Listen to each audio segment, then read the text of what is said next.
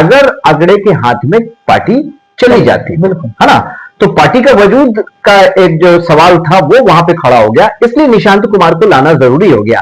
और नीतीश कुमार एक प्लान के तहत लगातार ये कहते रहे कि भाई मैं परिवार को आपको सपोर्ट नहीं करता हूं। उन्होंने कभी नहीं कहा कि निशांत कुमार को पार्टी में आना चाहिए, लेकिन उन्होंने बुलवाया। जबान विजय चौधरी की थी, जबान श्रवण कुमार की थी, जबान नीरज कुमार की थी, जबान ललन सिंह की थी।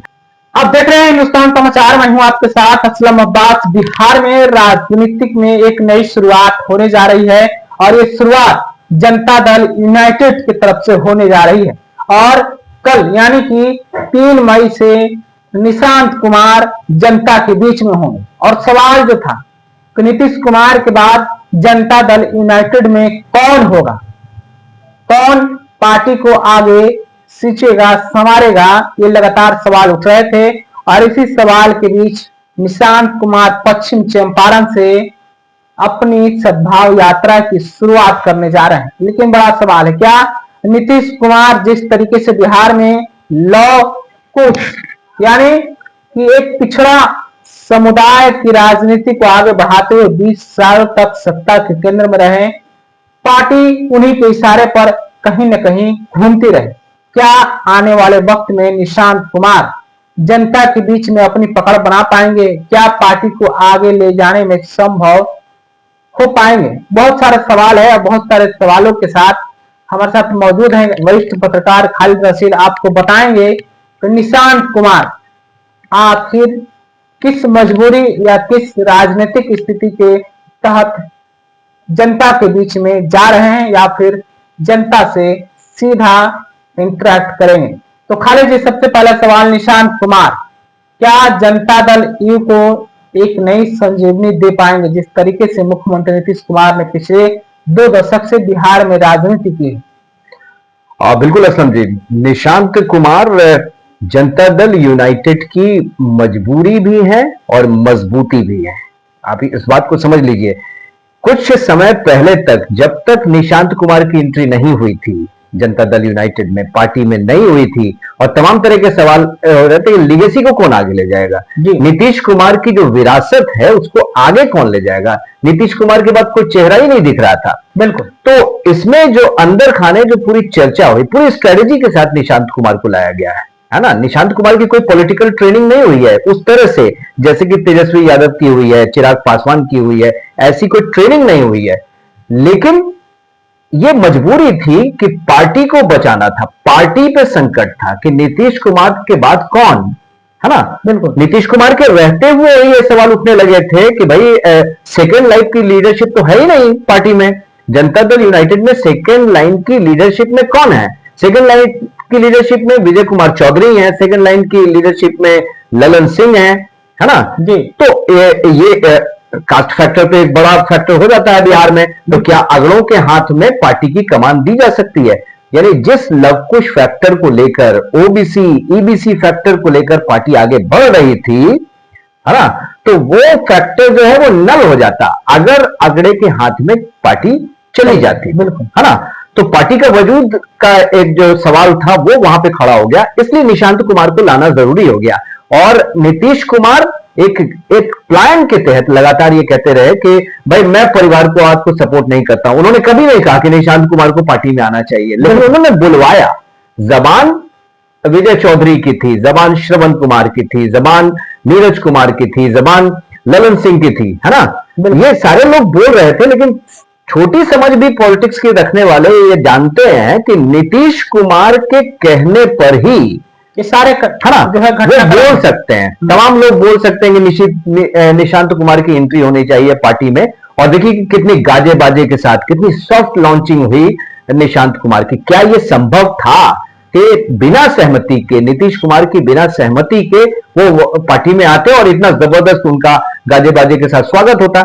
और अब तो पोस्टर भी लग गए, है ना। हाँ। कि बिहार में बाहर निशांत कुमार, नीतीश कुमार की जगह अब निशांत कुमार हो गए हैं। तो पार्टी को बचाना था, पार्टी पर एक संकट था और पार्टी को बचाना था। ये पार्टी के कैडर को ये संदेश देना था कि नहीं, मेरे बाद निशांत है ना।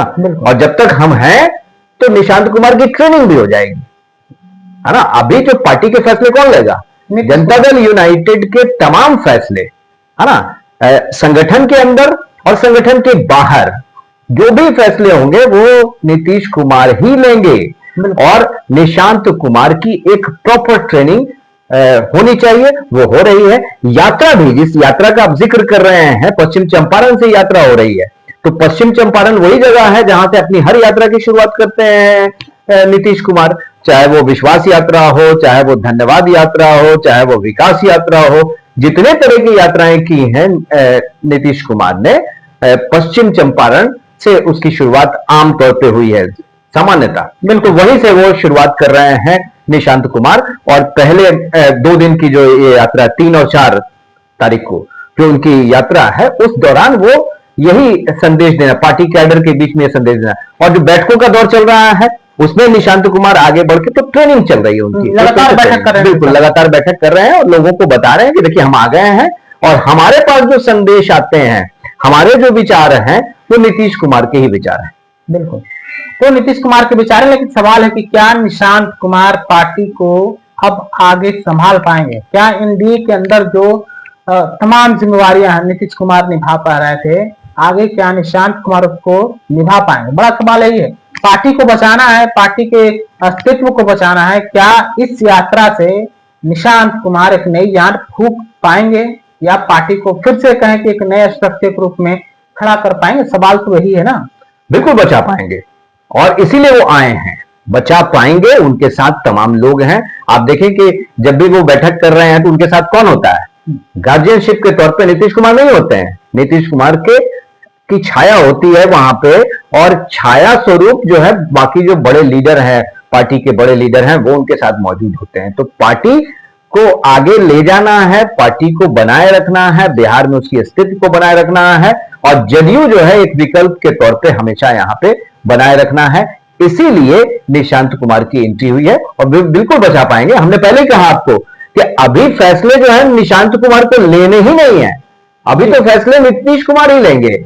और नीतीश कुमार के रहते हुए जो भी शब्द निकलेंगे निशांत कुमार के, जो कैडर है, पार्टी का कैडर है, पार्टी के समर्थक हैं या जो अन्य दलों के लोग हैं, वो निशांत कुमार की जुबान से जो कुछ भी सुनेंगे वो नीतीश कुमार के ही शब्द होंगे। बिल्कुल नीतीश कुमार के शब्द होंगे। कल से निशांत यात्रा पर जो है शुरू करेंगे। सद्भाव यात्रा नाम रखा गया है। लेकिन सवाल है, क्या जिस तरीके से विपक्ष लगातार तेजस्वी यादव हो, लगातार सवाल उठाते रहे तेजस्वी यादव और वो कहते रहे कि जिस परिवारवाद का नीतीश कुमार खुलेआम समाजवाद से जोड़ते थे, अब उस परिवारवाद का क्या होगा? क्या विपक्ष में जिस तरीके से पके पकाए नेता हैं, तेजस्वी यादव हो या फिर एनडीए के अंदर चिराग पासवान हो या दूसरे युवा नेता हो, क्या उन सबों के बीच में निशांत अपनी एक अलग छवि बना पाएंगे? बड़ा सवाल है खाली जी। क्या निशांत उसमें अपनी जगह बना पाएंगे? तेज प्रताप ने तो कहा था कि जरूर वो राजनीति में आए हैं, बड़े हैं, लेकिन राजनीति में उन्हें अभी सीखने की जरूरत है। हाँ, ये सवाल जरूर है ना। बिल्कुल, तेज प्रताप ने कोई गलत बात तो कही नहीं, है ना। सीखने की तो जरूरत है और सीख रहे हैं वो। और एक बड़ा अच्छा जेस्चर भी आया कि भाई उनको हम मंत्री नहीं बना रहे हैं। हालांकि अगर निशांत कुमार मंत्री बनना चाहें, है ना, नीतीश कुमार उन्हें बनाना चाहें तो कल ही बना सकते हैं वो, है ना। उप मुख्यमंत्री भी बना सकते थे, उन्होंने इनकार किया। तो वो ट्रेनिंग ले रहे हैं, सीख रहे हैं और उन्होंने कहा भी, गुरेज भी नहीं किया इस बात से कि हम सीखने की कोशिश नहीं करते, तो वो सीख रहे हैं, है ना। आपने कहा कि भाई परिवारवाद वाला जो फैक्टर है, हाँ, उस पे सीधा असर पड़ेगा। अब चुनावों में जो परिवारवाद की बात कही जाती थी, लालू प्रसाद का परिवारवाद, हाँ, चिराग पासवान का परिवारवाद, मांझी का परिवारवाद, है ना, ये सब जो उठता था सवाल, तो चिराग पासवान और मांझी का परिवारवाद तो खत्म हो गया उसी दिन जब वो एनडीए के साथ खड़े हो गए। बिल्कुल, उनके जो नेता हैं उनकी जबान पे दही जम गया। उसके बारे में कुशवाहा का भी परिवारवाद आ गया। तो ये परिवारवाद जो है, जो एनडीए वाला परिवारवाद है, उनके करीबी वाला जो परिवारवाद है, उसको लेकर उनकी जुबान बंद हो जाती है। लेकिन अब जो है वो निशांत कुमार के आने के बाद जो जनरल परिवारवाद की बात है, लालू के परिवारवाद की बात भी करना उनके लिए बहुत ही मुश्किल होगा। बीजेपी के लिए भी सबसे बड़ी मुश्किल होगी। बीजेपी का परिवारवाद अभी उस तरह से सामने नहीं है, हालांकि उसमें भी कई सारे उदाहरण हैं, लेकिन पार्टी नेतृत्व का जहां तक सवाल होता है वहां पे अभी परिवारवाद नहीं है, उनका कैडर काम कर रहा है, संघ काम कर रहा है ना। बिल्कुल। तो वहां उनके लिए भी मुश्किल हो जाएगी कि परिवारवाद पर जिस तरह से खुलकर अटैक करते थे अमित शाह, नरेंद्र मोदी या उनके तमाम स्टार कंपेनर, जिस तरह से अटैक करते थे लालू प्रसाद पे, है ना जी, वो अब जो है मध्यम हो जाएगा, क्योंकि जनता को अब ये समझाना बहुत मुश्किल होगा कि भैया उनका परिवारवाद और आपका परिवारवाद अलग अलग कैसे है, अंतर क्या है, अंतर क्या है, क्या मतलब ऐसा अलग है कि भाई वो आपके बेटे नहीं हैं, आप पिताजी नहीं हैं क्या।